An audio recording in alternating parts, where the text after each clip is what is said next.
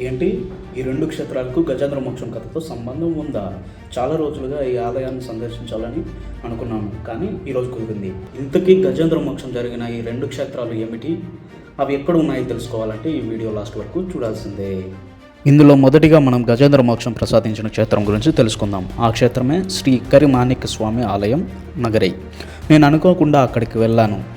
అక్కడికి వెళ్ళగానే స్వామివారి గరుడ సేవ అని నాకు తెలిసింది. స్వామివారి గరుడ వాహనంపై ఊరేగింపును చూశాను.